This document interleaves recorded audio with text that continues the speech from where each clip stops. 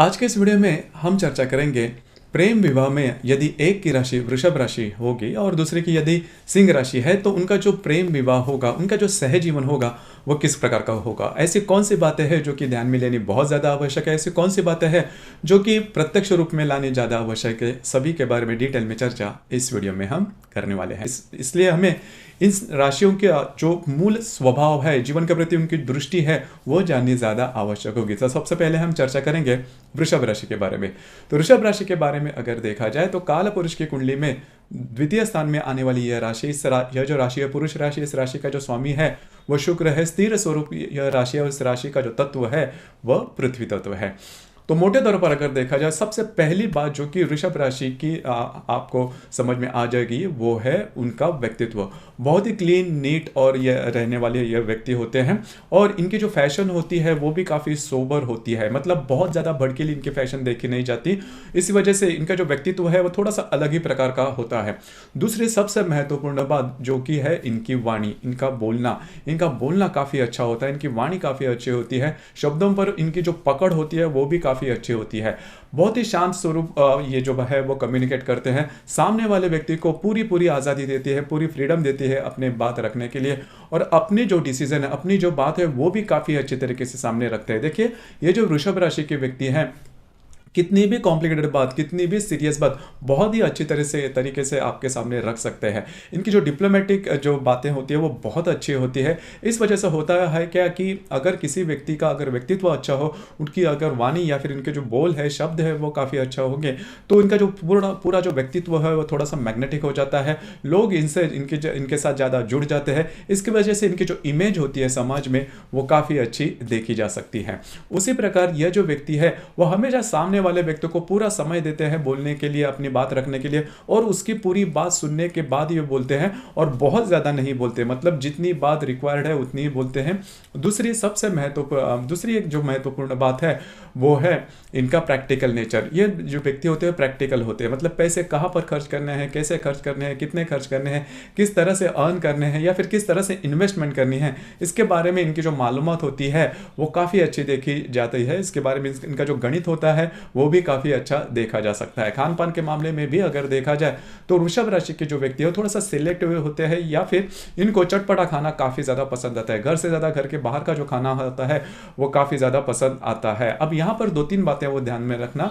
ये जो मतलब वृषभ राशि के जो व्यक्ति होते हैं वो थोड़ा सा अधिभौतिक सुख के प्रति इनका जो आकर्षण होता है वो थोड़ा ज़्यादा देखा जा सकता है। लेकिन इसका मतलब ये बिल्कुल भी नहीं कि ये जो व्यक्ति होते हैं वो खर्चीले होते हैं, ऐसा नहीं होता। अधिभौतिक सुख के प्रति आकर्षण होता है लेकिन पैसे कहाँ पर खर्च करने, जैसे मैंने कहा कि प्रैक्टिकल नेचर वाले होते हैं, लेकिन इनका रहन सहन काफ़ी अच्छा देखा जा सकता है। उसी प्रकार यदि इनके करियर के मामले में भी अगर देखा जाए तो बहुत ज़्यादा हार्ड वर्किंग होते हैं, गोल ओरिएंटेशन इनमें काफ़ी अच्छा देखा जाता है, करेज इनमें और एम्बिशन भी काफ़ी अच्छी देखी जाती है। लेकिन ये जो सभी बातें होने के बावजूद ये जो बातें हैं इनका दिखावापन इनमें कभी भी देखा नहीं जाता। बाकी की जो भी राशियाँ हैं, मतलब गिनी चुनी जो राशियाँ हैं उनमें वो बात देखी जाती है। हमेशा वो कहते हैं वो कितनी मेहनत कर रहे हैं, किस तरह से आगे बढ़ रहे हैं, कितनी मतलब प्रॉब्लम में है।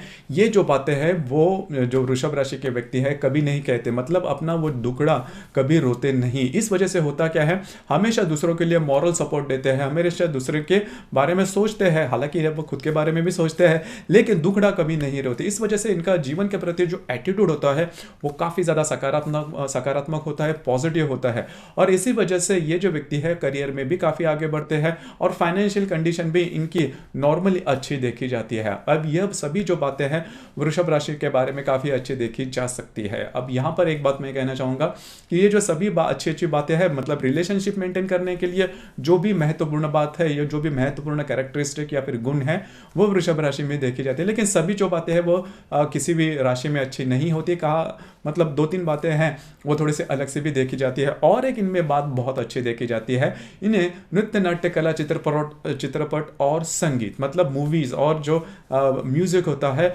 इनका शौक काफ़ी अच्छा होता है, ये एटलीस्ट बाथरूम सिंगर तो होते ही हैं। मतलब गाने की जो कला है या फिर गाना किस तरह से अनुभव आना चाहिए, उसके किस तरह से एंजॉय करना चाहिए, इसके बारे में इनका जो कर्ण होता है, कान होता है, वो काफ़ी अच्छा देखा जाता है। इसीलिए मैंने कहा कि एटलीस्ट ये बाथरूम सिंगर तो होते ही है। तो इस तरह थोड़े हल्के फुल्के स्वभाव के होते हैं, जीवन के प्रति इनकी दृष्टि भी पॉजिटिव होते हैं, और दूसरी ज़्यादा महत्वपूर्ण बात, मेहनत करने वाले होते हैं, थोड़े शांत स्वरूप होते हैं, बोलना इनका काफ़ी अच्छा होता है, रहन सहन इनकी काफ़ी अच्छी होती है। तो फिर ऐसी कौन सी बात है जो कि अच्छी नहीं होती है या फिर थोड़ी अलग से होती है?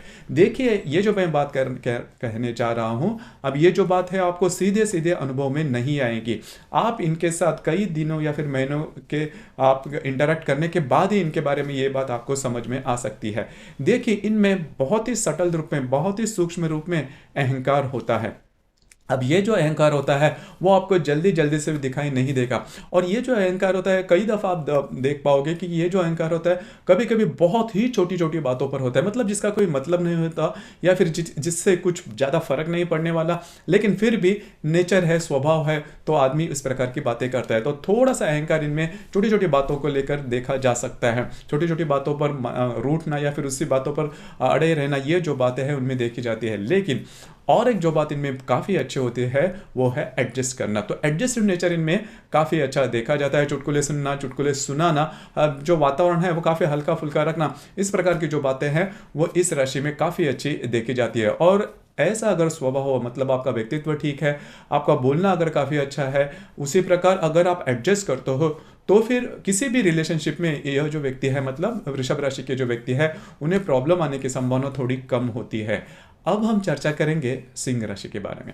तो सिंह राशि के बारे में अगर देखा जाए तो काफ़ी मायने में आपको भी पता होगा कि सिंह जो राशि है वो काल पुरुष की कुंडली में पंचम स्थान में आने वाली राशि। इस राशि का जो स्वामी है वो रवि है, इस राशि का जो तत्व है वो अग्नि तत्व है, और पुरुष यह राशि है। अब देखिए, ये जो राशि है, मतलब वृषभ राशि और सिंह राशि, इन दोनों राशि के जो तत्व है वो अलग है, और ये जो दोनों राशियां हैं वो स्थिर स्वरूप है। देखिए, यहाँ पर इन राशियों का जो स्वभाव है थोड़ा सा अलग होता है। सिंह राशि के बारे में अगर देखा जाए तो इनका जो रहन सहन होता है वो काफ़ी अच्छा देखा जाता है, लार्जर देन लाइफ जिसे हम कहते हैं, इस प्रकार की इमेज उनकी होती है, बनाना चाहते हैं, या फिर उसी प्रकार के इनके स्वप्न भी होते हैं, ड्रीम्स भी होते हैं कि जीवन में बहुत आगे बढ़ना है, जिस भी आधार पर इन्होंने जन्म लिया उससे बहुत आगे बढ़ना है, और इनके जो ड्रीम्स होते हैं वो काफ़ी बड़े होते हैं। इनके व्यक्तित्व को देखकर आपको बिल्कुल भी नहीं पता चलेगा कि इनके मन में कितने बड़े विचार है स्वयं के बारे में, और इसके लिए वो पूरी तरह से जी जान से कोशिश करते हैं। डेडिकेशन इनका काफ़ी अच्छा देखा जाता है, रिस्क कैपेसिटी भी काफ़ी अच्छी देखी जाती है, पूरी तरह से इसके पीछे पड़ जाते हैं। तो ये बात इनमें देखी जाती है। रहन सहन के मामले में भी देखा जाए तो ब्रांडेड कपड़े पहनना इन्हें कब पसंद आता है। इनका ये कि मानना होता है कि हाई, मतलब अच्छा जियो, अच्छे विचार करो और बहुत आगे बढ़ो। तो ये बात है, सिंपल लिविंग, हाई थिंकिंग इनमें बिल्कुल भी देखी नहीं जाती। इनके जीवन के तत्व, हर एक व्यक्ति के जीवन के तत्व अलग अलग होते हैं, उसी प्रकार यह जो राशि है उसमें ये जीवन के जो तत्व होते हैं वो देखे जाते हैं। जैसे मैंने कहा कि इनको ब्रांडेड कपड़े या फिर अच्छी जो बातें हैं जो कि औरों से थोड़ी सी अच्छी है, और उपभोग प्रियता इस राशि में काफ़ी अच्छी देखी जा सकती है। अब उसके लिए, मतलब अच्छा जीवन पाने के लिए जो भी कष्ट है, जो भी हार्ड वर्किंग है, वो करने के लिए राशि तैयार होती है। इनके व्यक्तित्व से आपको पता नहीं चलेगा कि इनमें हार्ड वर्किंग कैपेसिटी कितनी होती है। इनकी जो की नोट होती है, मतलब इनके व्यक्तित्व का सबसे महत्वपूर्ण पहलू होता है इनका आत्मविश्वास, कॉन्फिडेंस इनमें बहुत ही अच्छा देखा जाता है। कोई भी बात हो, कोई व्यक्ति हो, कोई परिस्थिति हो, उससे ये जो व्यक्ति है कभी डरते नहीं, और एक बार इन्होंने कोई भी डिसीजन ले लिया तो उस पर अमल करते हैं, 100% अमल करते हैं, 24 घंटे उसके पीछे पड़ जाते हैं, उसकी पूरी जो जानकारी वो ले लेते हैं और जो काम है वो कर देते हैं। अब यहाँ पर जब भी ये किसी काम के पीछे पड़ जाते हैं तब भी आपको इनकी जो एनर्जी है, इनकी जो शक्ति है वो देखकर ही बनती है। देखिए, इसमें हार्डवर्क की कैपेसिटी और गोल ओरिएंटेशन काफ़ी अच्छा देखा जाता है। एम्बिशियस, बहुत एम्बिशन इनमें देखा जाता है। इनकी, जैसे मैंने शुरुआत में कहा, महत्वाकांक्षा काफ़ी ज़्यादा बड़ी होती है और वो अचीव भी करते हैं, वो भी एक बात काफ़ी अच्छी देखी जाती है। अब यहाँ पर इनके कई जो ऐसे क्वालिटीज़ हैं जो कि काफ़ी अच्छे होते हैं। जैसे कि ये जो व्यक्ति है वो लीड बाय एग्जाम्पल जिसे हम कहते हैं। अगर औरों को कोई काम नहीं आता या फिर काम नहीं कर सकते तो वो खुद करके दिखाएंगे, और लोगों को लीडरशिप क्वालिटीज़ इनमें काफ़ी अच्छी देखी जाती है। अब देखिए, लीडरशिप क्वालिटीज़ मतलब सिर्फ और सिर्फ कमांडिंग होना, ऐसा बिल्कुल भी नहीं। लोगों के सुख दुख को समझना और उन्हें आगे लेके चलना, ये बात इनमें काफ़ी अच्छी देखी जाती है। लोग भी इन्हें उसी प्रकार से रिस्पेक्ट देते हैं। देखिए, ये जो अकेली राशि है, ये अकेली राशि जल्दी से माफ कर देती है। मतलब अगर आपसे कोई गलती हुई थी, जो राशि है वो माफ कर देगी और फिर से वो बात बिल्कुल भी नहीं निकालेगी, मतलब आगे जाके फ्यूचर में।